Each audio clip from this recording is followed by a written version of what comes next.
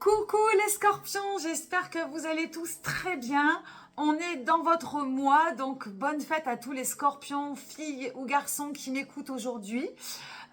Évidemment, si tu es signe solaire, ascendant ou signe lunaire, si tu kiffes un ou une scorpion, t'es la bienvenue. N'hésite pas à compléter si la guidance te plaît avec un autre signe de ton choix, de ton cœur, de ton thème. Voilà, ici, pas de prédiction, pas d'injonction, pas de vérité figée, que du conseil, des messages pour t'aider. Ça va peut-être te faire des déclics, des questions, éclaircir des domaines de ta vie. Voilà, te dire, bah, tiens, pourquoi pas, j'avais pas pensé les choses de telle et telle manière. Voilà, ça fait avancer, ça fait réfléchir et j'espère avant tout que ça te fasse du bien. Donc, tu fais ta petite tambouille, tu prends ce qui résonne, tu laisses le reste. C'est pas plus compliqué que ça. Alors, on va commencer tout de suite. Alors, attends, je redresse un peu. Ouais, ça va aller, ça penche un peu, mais c'est pas grave. On a deux arcanes majeures. On a deux personnages. On a du bâton, de l'épée, des deniers. On n'a pas de coupe. On va aller voir un petit peu ce que ça donne dans le détail. Alors, pour cette carte, elle représente le thème, ton thème du mois de novembre, en tout cas de ce que la lecture ici va mettre en avant. Ça peut être le thème tout simplement, ça peut être une direction vers laquelle tu as envie d'aller ou vers laquelle tu vas aller, si ça te parle bien sûr. Et ça peut être une inspiration. À l'heure actuelle, la carte, elle est peut-être dans une énergie un petit peu basse et tu vas avoir envie de la remonter et de l'inverser. Alors, plus concrètement, 8 d'épée. L'épée, c'est ce qui concerne notre mental, notre manière de penser, notre manière de communiquer, notre intellect, notre manière d'aborder les choses. Le 8, c'est le point de perfection qu'on traverse dans chacun de nos domaines à un moment donné. Et celui d'épée, la perfection dans la pensée, c'est quoi? Eh bien, c'est justement de ne pas penser, entre guillemets, c'est la vacuité. Dans le bouddhisme, c'est En fait, on ne s'attache à rien, on ne s'attache pas aux pensées. Elles ne font que traverser notre esprit. On est complètement détaché. On a une espèce de recul, de distance avec ce que l'on pense quand on se lève le matin et qu'on n'est pas obsédé par quelque chose, quand tout glisse, quand tout est fluide, quand une pensée en chasse une autre, mais que tout reste un petit peu, on va dire, un peu cohérent quand même. Bon, ben c'est le top. Hein, c'est voilà. Alors ça, c'est quand évidemment c'est le côté positif de la carte. Si toutefois la carte est dans sa version un petit peu plus basse, eh bien c'est une carte qui bloque. C'est une énergie qui est bloquante. On n'arrive pas à penser, on reste bloqué. On n'arrive pas à penser. Alors on peut rester bloqué. Hein, sur des pensées, on n'arrive pas à passer à côté, on n'arrive pas à passer au-delà, je veux dire. On peut être privé de penser, tout simplement, l'impression de se sentir vide, de ne pas avoir de corps, de contenu, d'idées même, voilà, totalement pas inspiré. Voilà, c'est une carte qui peut inspirer la paresse. Du coup, on est un peu tiré vers le bas, voilà, et ça peut occasionner une sorte de déprime. Donc, ou l'un ou l'autre, on va voir un petit peu ce qui est mis en avant. Le 8 d'épée, ça peut être aussi des vérités. Le scorpion, c'est ton signe, c'est un signe sensible. On rentre dans le profond de l'automne, on rentre dans nos profondeurs. Le scorpion, c'est un petit peu l'alchimiste, c'est l'alchimiste, donc la transformation. On va un petit peu dans les bas-fonds pour remonter plein d'or, plein de lumière. Donc c'est un signe pour moi j'adore les scorpions, je suis taureau, donc j'aime mon signe opposé. Je trouve que c'est un signe passionnant, passionné, et qui vient parfois, on a vraiment besoin d'aller au fond des choses, eh bien pour mieux remonter, pour découvrir aussi de quoi on est capable, pour mettre des choses en lumière. On a envie de vérité, de sincérité, d'authenticité. Donc ce 8 d'épée peut aussi résonner comme des vérités. Et des vérités qui sont peut-être bonnes à dire et peut-être pas bonnes à dire. Et peut-être que pour aller à ces vérités, il faut peut-être passer par des moments un peu difficiles. Voilà, j'étais un peu longue sur cette carte, mais c'est un peu le bail de cette lecture. On va commencer donc par la reine d'épée, qui est l'énergie principale de cette lecture, de cette lecture représentant grosso modo le début novembre, le mois de novembre, au moment en tout cas où tu écouteras la lecture. Reine d'épée. Alors, on est encore dans le mental, hein, elle tient son épée de manière assez sûre d'elle. La reine, elle maîtrise ses pensées. Elle est un petit peu dans le mental et donc du coup, c'est pour ça que cette carte peut-être pour le moment, hein, peut-être un petit peu bloquante. Cette reine d'épée, elle a envie de savoir, mais elle a peur. La reine est toujours fragile. Elle est dans la maîtrise de ce qu'elle connaît. Donc, dans ce qu'elle connaît, elle sait en parler, elle sait comment le réfléchir, etc. Mais elle a très peur de l'inconnu. Elle a très peur de se jeter dans l'inconnu, elle a peur de la nouveauté. Et donc ça peut être des gens qu'elle ne connaît pas, d'une situation qu'elle ne connaît pas, tout ce qui est nouveau, eh bien elle va avoir besoin d'y réfléchir, elle va avoir besoin de prendre du recul et ça peut la mettre un peu sous tension, en tout cas sur la défensive. Donc peut-être que ce mois de novembre, il y a des choses dans ta vie, c'est aussi cette envie de vérité, de lever le voile sur certaines choses qui peuvent faire peur. Tu vois, donc on a déjà une première corrélation avec un domaine de ta vie, c'est très vaste, hein, là, on peut penser à des milliards de choses. À toi d'observer qu'est-ce qui te paraît là où tu aimerais lever le voile, une zone obscure que tu aimerais mieux comprendre. Et voilà, quelle est cette dose de vérité, de nouveauté, d'authenticité que tu aimerais voir apparaître dans ta vie. Et je pense que voilà, cette reine, elle a envie de savoir. En tout cas, elle est un petit peu craintive, sur la défensive, peut-être fragile, peut-être qu'elle défend sa tribu, peut-être qu'elle se défend elle-même. À toi de voir ce que ça peut venir résonner chez toi. On avance sur le côté cœur. Si tu n'as pas d'entourage, ça marche aussi. Côté cœur, c'est d'abord pour soi. Hein, comment on s'aborde, pas du verbe s'aborder, mais comment on aborde son soi-même, comment on s'aime, voilà. Et si tu as des partenaires, si tu as famille, entourage, voilà, collègues de travail, tu l'appliques à la personne ou aux relations que tu veux. C'est la force. La force qui démarre un cycle. Donc si tu démarres une nouvelle histoire, voilà, il peut y avoir des débuts de nouvelles histoires très propices. La force, c'est vraiment un apport de quelque chose, un début de quelque chose. Donc dans le côté cœur, ça peut donner naissance à une nouvelle histoire d'amour, un nouveau, voilà, que plus ou moins longue. La force, elle vient canaliser son énergie.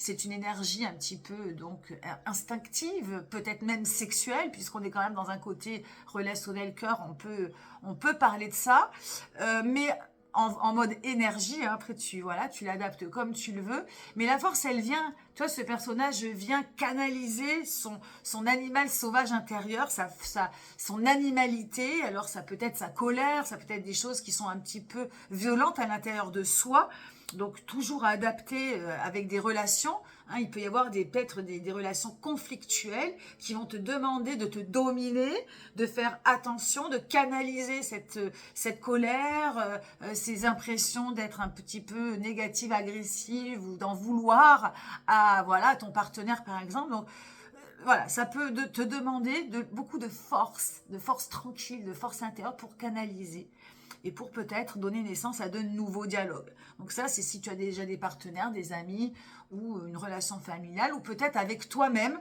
Tu te sens un peu vénère en ce moment, il y a des choses que tu ne supportes pas, tu te lèves le matin, tu es de mauvaise humeur. Eh bien, il y a peut-être des choses à canaliser de l'intérieur pour essayer de faire naître une force, mais qu'on va appeler une force tranquille.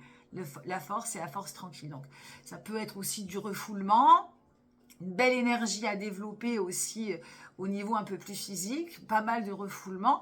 En tout cas, voilà, ça vient observer tout ça chez toi et peut-être donc donner naissance à de nouvelles relations. Ce sont des débuts, c'est une nouvelle énergie que tu peux mettre à bon escient sur tes relations.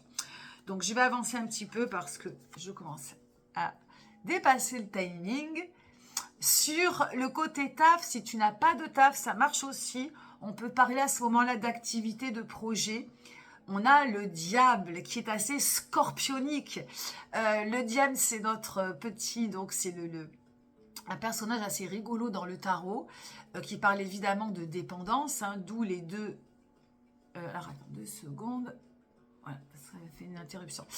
Nous avons 2 personnages qui sont pieds et poings, enfin pas pieds et poings, mais attachés à un socle, voilà, qui ont l'air d'être dépendants, hein, du personnage principal. Donc évidemment, le diable parle de dépendance. Au niveau travail, on va venir parler ici, donc peut-être qu'il y a un trop-plein, une hyperactivité, une dimension d'être vraiment dépendant de son travail, donc à observer, voilà, voir ce que ça peut engendrer dans ton comportement. Le diable, c'est des rentrées d'argent, donc je t'espère beaucoup d'argent dans les poches ce mois-ci. Le diable fait référence également à une belle créativité. Donc c'est un bon mois, c'est ton mois, donc un mois très inspiré, hein. Le signe du Scorpion est un signe de gens passionnés, de gens très sensibles et passionnés. Donc c'est vraiment pour moi une carte qui peut être très très bonne pour faire des choses, mettre des choses en avant dans tes activités, dans tes projets, dans ton travail, faire sortir toute ta créativité. Bon, évidemment, après, donc on a tout ce qui résonne, hein, passion, mais évidemment, les zones un peu plus obscures, ça va être l'orgueil, la jalousie, la possessivité, l'interdit, tout ce qui résonne un petit peu avec le diable, et évidemment les dépendances.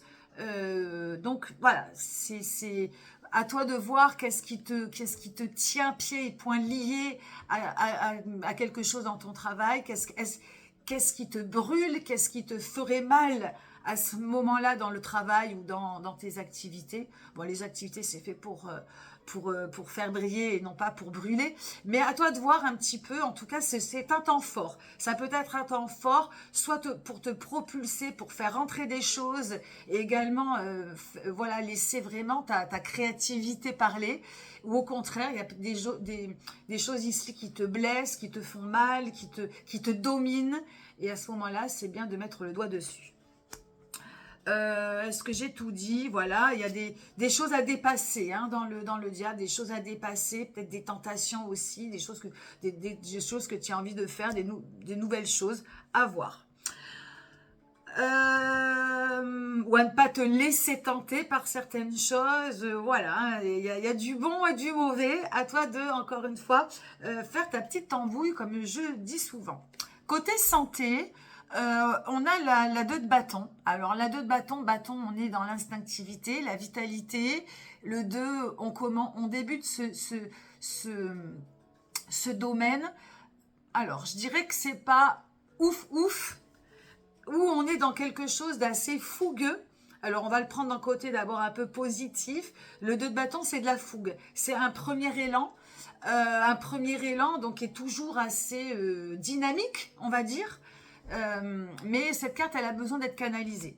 Tu vois, donc on a peut-être un rapport ici avec ton côté cœur, tes relations, ou même ton intériorité tout simplement, où il y a comme ça des envies d'élan, il y a beaucoup d'élan, hein, impulsé par l'instinct, impulsé par l'intérieur, la corporalité, le bien-être, l'ancrage, la confiance en soi. Et donc il peut y avoir un élan, voilà, de fougue, d'élan qui peut être assez intéressant. Mais si cette énergie n'est pas canalisée, bon ben ça peut...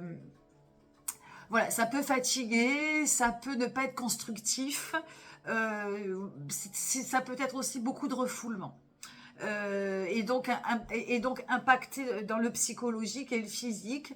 Bon, ben ça peut, voilà, ça peut pas forcément déprimer, mais je fais référence à ce 8 d'épée qui est ici, qui peut être ici bloquant. C'est-à-dire que voilà, on ouvre des portes, on les construit pas, et du coup, ben, on peut rester sur du vide, du blocage, des choses qui font pas forcément du bien, ou voilà, où on se sent vide, où on tourne un petit peu en boucle. Et là, le but, c'est vraiment de renverser la vapeur, donc d'utiliser la fougue mais voilà, de peut-être, je ne sais pas si c'est lié au travail, mais d'aller voir plus loin, de mettre sa créativité à bon escient, il faut y aller. Je pense que c'est un mois de novembre où il ne faut pas rester sur juste on ouvre la porte, on la referme. Il faut peut-être un petit peu plus s'engager, aller chercher des choses en profondeur. Cette reine d'épée, elle a besoin de lever le voile, de traverser, d'avancer sur son chemin. Si elle reste sur la défensive, si elle reste sur des choses qu'elle connaît, ou si elle si elle reste figée sur son domaine, j'ai l'impression qu'il y a des choses à comprendre, des choses à voir, des choses à traverser. Et du coup, cette carte sur ton domaine sentimental est très importante. Parce qu'il y a peut-être des peurs à canaliser, peut-être une colère à canaliser, un refoulement à canaliser pour justement déployer de nouvelles choses et de nouvelles compréhensions. Ce 2 de bâton, il doit venir évoluer. Voilà, je ne sais pas si... voilà, n'hésite pas à me poser des questions s'il y a des choses que tu n'as pas compris. Je reviendrai dessus, bien évidemment. Et enfin, pour terminer, ça va peut-être t'aider. Le conseil du conseil pour clôturer cette lecture, cette guidance, c'est le cavalier de denier. Ici, le cavalier de denier, il est incarné. Les deniers, je te rappelle, c'est la matière, le tangible. Ça englobe tout dans la matière. Travail, argent, relations, santé, activité. C'est le fait d'agir, le fait vraiment de prendre les choses à bras le corps, dans le tangible, dans le concret. Et ce cavalier de denier, il est, voilà, il veut comprendre, il y va.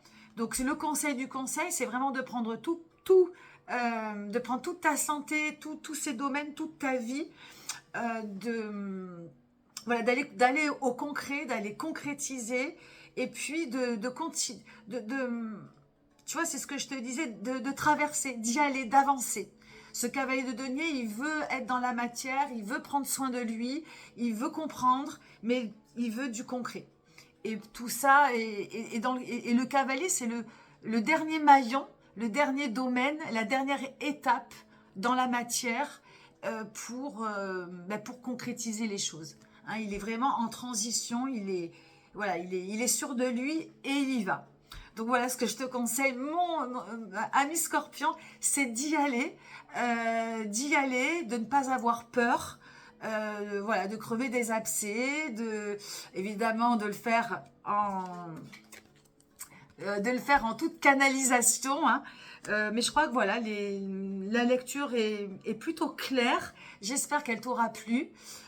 N'hésite pas à liker si cette lecture t'a plu, à m'écrire un commentaire si le cœur t'en dit. Joli mois novembre, bon anniversaire encore et à bientôt. Bye bye.